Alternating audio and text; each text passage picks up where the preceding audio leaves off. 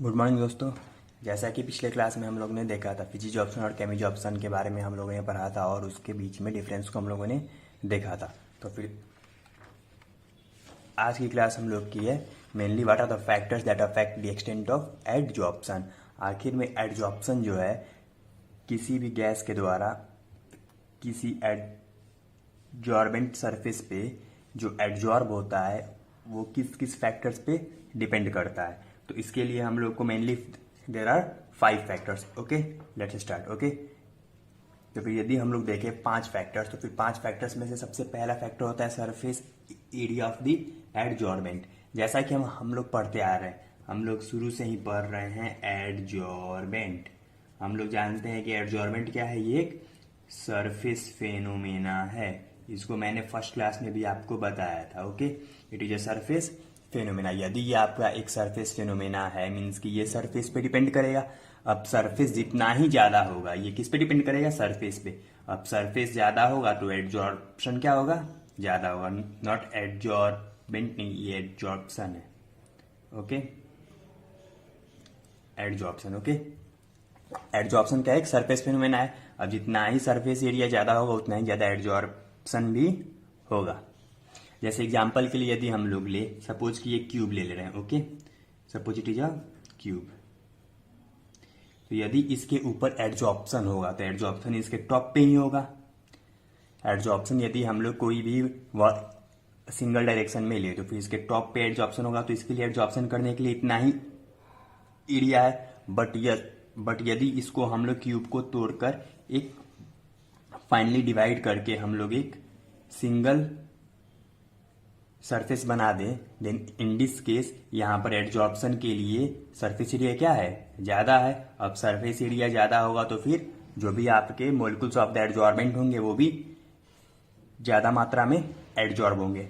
Then the first factor was the surface area of the adsorbent. तो फिर जितना ही ज्यादा सरफेस एरिया होगा उतना ही ज्यादा एडजॉर्प्शन होगा।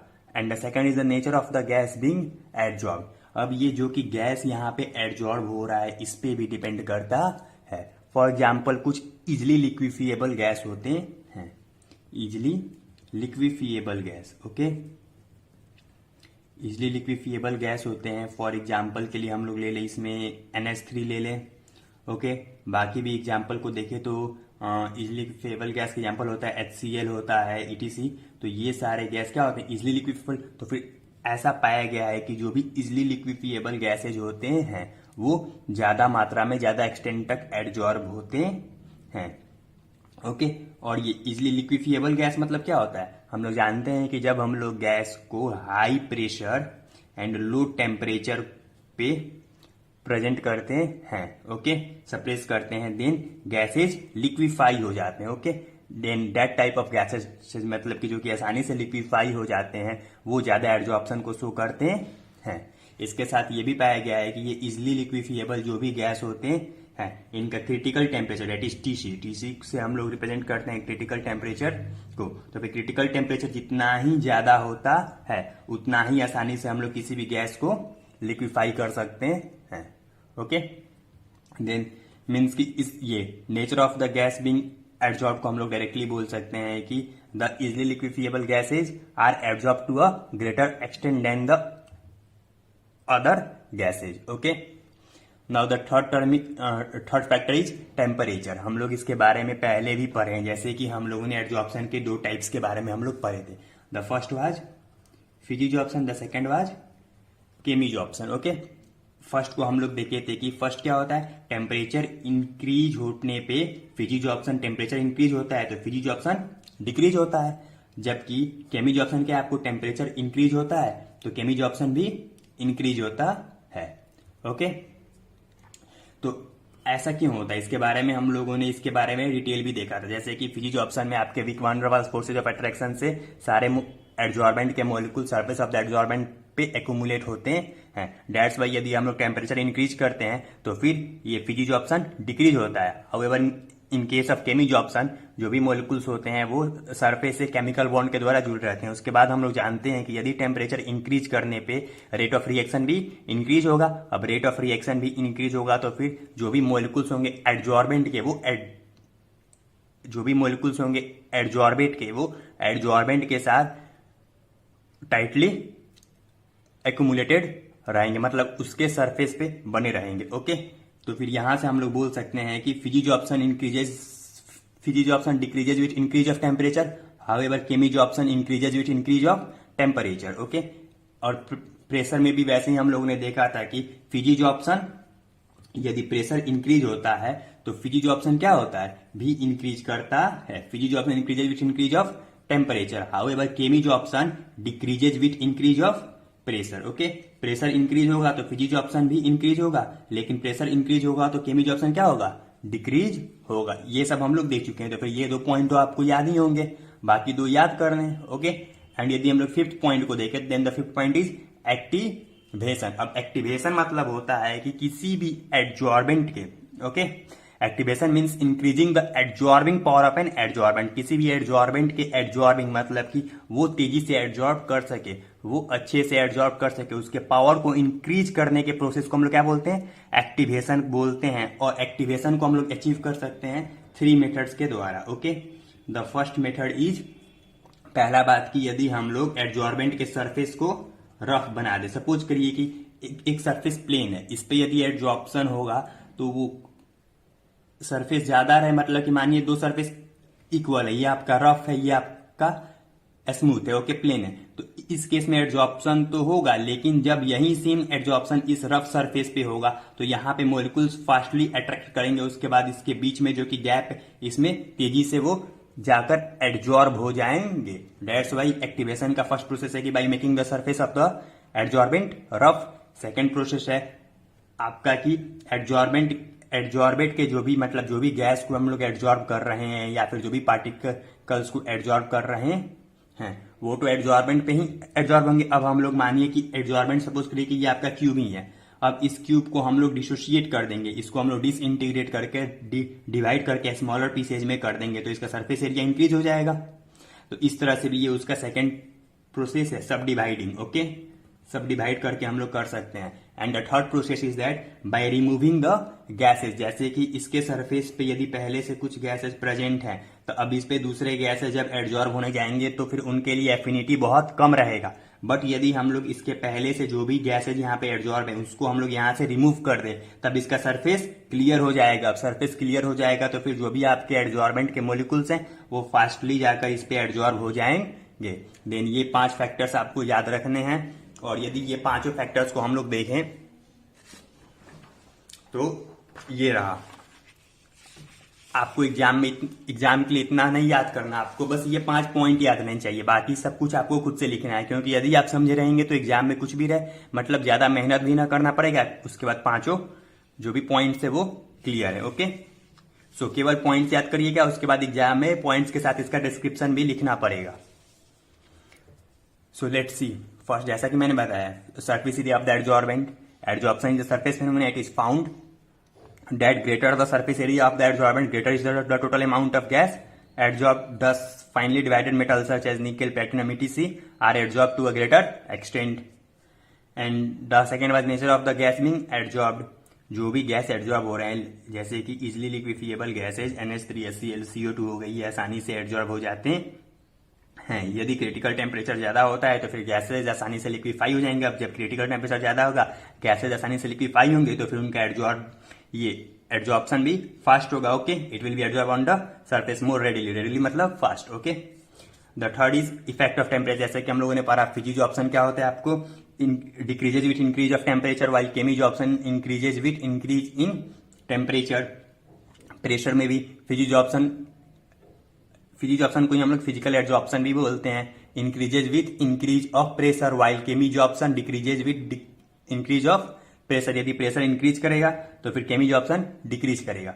The fifth was the activation of a solid adsorbent, जो भी सॉलिड एडजॉर्बेंट रहे उसे हम लोग एक्टिवेट करके भी एडजॉर्बिंग पावर को इंक्रीज कर सकते हैं। तो इसके लिए ये 3 मेथड्स हैं। First is by making the surface of the adsorbent rough, second is subdividing the adsorbent into a smaller pieces, and the third is by removing the gases already adsorbed. Okay friends, तो फिर अब हम लोग देखेंगे applications of adsorption. Okay, तो adsorption के बहुत सारे एप्लीकेशंस है, जैसे कि रिमूवल ऑफ कलरिंग मैटर में हम लोग एडजॉर्प्शन के प्रोसेस को यूज करते हैं। इन गैस मास्क में इसके बारे में मैंने आपको पहले भी बताया हुआ है। इन क्रिएटिंग हाई वैक्यूम, इसमें भी ये यूज होता है। In removing moisture, separation of noble gases by Dewar's charcoal method, in catalysis, ये सारे प्रोसेस में हम लोग एडजॉर्प्शन को यूज करते हैं। ओके, आपको याद ये 5 रखने हैं कैसे भी। ओके, ये 6 पॉइंट याद करना उतना मुश्किल नहीं है। Okay, then here is the applications या uses of adsorption. Okay, the first is the in removal of colouring matter. For example many substances such as sugar, juice, जो कि हम लोग देखते हैं, शुगर हो गया, जूस हो गया, वो सारे कलर्ड होते हैं क्योंकि उनमें इम्प्योरिटीज पाए जाते हैं और इसलिए उसे डिकलराइज करने के लिए हम लोग उनको एक एक्टिवेटेड चारकोल में संपर्क में रखते हैं। ओके, के कांटेक्ट में रखने से वो डिकलराइज हो सकते हैं, एक्टिवेटेड। जैसे कि चारकोल तो हमको मालूम है कि एक कोल का टाइप होता है, और एक्टिवेटेड जैसे कि पिछले लेक्चर में मैंने आपको activation of the solid adsorbent बताया था। तो फिर यहाँ पे चारकोल क्या एडजॉर्बेंट है, अब उसको एक्टिवेट करके तब हम लोग उसको यूज करते हैं। सेकंड हो गया आपको गैस मास्क में, जैसे कि activated charcoal generally use in gas mask में, इसको हम लोग यूज करते हैं, जो कि क्या करता है, पॉइजनस गैसेस को हवा से एडजॉर्ब करता है। हवा से सारे पॉइजन, मतलब जो भी आपके हार्मफुल गैसेज होते हैं फॉर द हेल्थ, उनको एडजॉर्ब करके केवल प्योर एयर को पोर्स के थ्रू भेजता है। पोर्स मतलब होते हैं उसके अंदर जो भी छोटे छोटे छेद होते हैं, उसको हम लोग क्या बोलते हैं, पोर्स बोलते हैं। Third is in creating very high vacuum. Okay, vacuum का स्पेलिंग होता है VACWM। जैसे कि कुछ एक्सपेरिमेंट्स को परफॉर्म करने के लिए हम लोग को वेरी हाई वैक्यूम की जरूरत पड़ती है, अत्यंत ही ज्यादा वैक्यूम। ओके, वैक्यूम मतलब खाली, जहां पर हवा भी ना रहे, वैसे प्लेस को हम लोग क्या बोलते हैं, वैक्यूम बोलते हैं। ठीक है, तो फिर वेरी हाई वैक्यूम को अचीव करने के लिए हम लोग एडजॉर्प्शन के प्रोसेस को काम में लाते हैं। ऐसे वैक्यूम पंप्स को इस पर्पस के लिए बनाया गया है, लेकिन एक्टिवेटेड चारकोल को यदि हम लोग यूज करते हैं तो फिर लास्ट ट्रेसेज ऑफ एयर, मतलब कि हवा का तनिक भी पार्ट वहां पे मौजूद न रहता। Okay, by using activated charcoal. Okay, in this way we can achieve very high vacuum. The fourth process is the separation of noble gases. Okay, जैसे कि नोबल गैसेज का प्रॉपर्टी होता है कि ये चारकोल जो होता है वो उनको एब्जॉर्ब करता है एट डिफरेंट टेम्परेचर। ठीक है, अलग अलग टेम्परेचर पे अलग अलग नोबल गैसेस को एब्जॉर्ब करने का प्रॉपर्टी होता है एक्टिवेटेड चारकोल को। सो इसको हम लोग यूज करके नोबल गैसेस क्या होता है, helium neon argon, krypton, radon, xenon, यही है ना नोबल गैसेस। तो इनको एब्जॉर्ब करके हम लोग सेपरेट कर सकते हैं बाय यूजिंग एक्टिवेटेड चारकोल, और इस मेथड का नाम है Dewar's charcoal method. Okay, Dewar's method of separation of noble gases. Activated charcoal के पास कैपेसिटी होता है कि मिक्सचर से वो सेपरेट कर सकता है, एक्सेप्ट रेडन। एक्सेप्ट रेडन क्यों है, क्योंकि आपका रेडन क्या होता है, ये एक रेडियो एक्टिव एलिमेंट होता है। ओके, तो इससे हम लोग सेपरेट कर सकते हैं। द फोर्थ वाज ये इन रिमूविंग मॉइस्चर। हवा में जो भी नमी होती है उसको रिमूव करने के लिए हम लोग सिलिका तथा एल्यूमिना जेल को यूज करके उसको हम लोग रिमूव कर सकते हैं, क्योंकि ये सिलिका और एल्यूमिना जेल जो होते हैं वो अच्छे एडजॉर्बेंट होते हैं जो कि मॉइस्चर को रिमूव करते हैं, और मॉइस्चर को रिमूव करके ह्यूमिडिटी को कंट्रोल करते हैं। ओके, नमी को हटाते हैं simply. Okay, and the sixth is in catalysis. Catalysis हम लोग जानते हैं कि कैटेलिसिस क्या होता है, किसी भी रिएक्शन के रेट को इंक्रीज करना या डिक्रीज करने के प्रोसेस को हम लोग क्या बोलते हैं, कैटेलिसिस बोलते हैं। और इसके लिए जिस भी एलिमेंट और कंपाउंड को हम लोग यूज करते हैं उसे हम लोग क्या बोलते हैं, कैटेलिस्ट बोलते हैं। ओके, तो ये कैटेलिसिस दो तरह के होते हैं। First is the homogeneous catalysis and the second is the heterogeneous catalysis. तो in case of heterogeneous catalysis adsorption is used. Okay, the action, जैसे कि कुछ सर्टेन कैटेलिस्ट का जो यूज होता है वो सबसे अच्छे से हम लोग एक्सप्लेन कर सकते हैं उसे एडजॉर्प्शन के बेसिस पे, और इस थ्योरी को हम लोग क्या बोलते हैं, एडजॉर्प्शन थ्योरी बोलते हैं। और इस थ्योरी के अनुसार, according to this theory, the gaseous reactants are adsorbed on the surface of the solid catalyst. पहला जो कि सॉलिड कैटेलिस्ट होगा उसके सरफेस पे गैसियस मॉलिक्यूल क्या होंगे, जाके एडजॉर्ब होंगे। अब जब सारे गैसियस मॉलिक्यूल जिनके साथ रिएक्ट करना है वो कैटेलिस्ट के सरफेस पे एडजॉर्ब होंगे, तो एडजॉर्ब होने के बाद वे सारे एक दूसरे के कॉन्टेक्ट में आएंगे। ओके, जो भी आपके रिएक्टेंट होंगे वो एक दूसरे के कांटेक्ट में रहेंगे, अब उनके बीच की दूरियां डिक्रीज हो जाएंगे, तो इस तरह वे रेट ऑफ रिएक्शन को इंक्रीज कर देते हैं। As a result of this the concentration of the reactant increases, जो भी रिएक्टेंट का नंबर होता है, कंसेंट्रेशन होता है, वो इंक्रीज करता है ऑन दी सरफेस, और इस तरह रेट ऑफ रिएक्शन भी इंक्रीज हो जाता है। For example in Haber process of manufacturing of ammonia, ammonia gas को हम लोग हेबर प्रोसेस के थ्रू प्रिपेयर करते हैं। यहाँ पर हम लोग फाइनली डिवाइडेड Fe को यूज करते हैं एक कैटेलिस्ट के रूप में। Okay, finally divided iron is use as a catalyst. तो इस तरह हम लोगों ने आज एप्लीकेशन और फैक्टर्स अफेक्टिंग एडजॉर्प्शन को देख लिया। And in the next class अब जो भी हम लोग का बेसिक पार्ट है वो तो क्लियर हो गया। सो नेक्स्ट क्लास में हम लोग ट्राई करेंगे जो भी थ्योरीज हैं, 3 थ्योरी हम लोग को पढ़ना है। The first is the Freundlich adsorption theory, second is आपका है Langmuir adsorption theory, and third is the BET theory. तो फिर तीनों थ्योरी को हम लोग नेक्स्ट 3 लेक्चर्स में कंप्लीट करेंगे, और इस तरह हम लोग का ये चैप्टर कंप्लीट हो जाएगा। Okay, then thank you. और यदि आपको पसंद पड़े तो आप इस वीडियो को शेयर करें और कमेंट करके अपना सजेशन जरूर दें, और यदि आपको कोई भी डाउट हो तो उसके रिगार्डिंग भी आप कमेंट कर सकते हैं। Thank you, bye.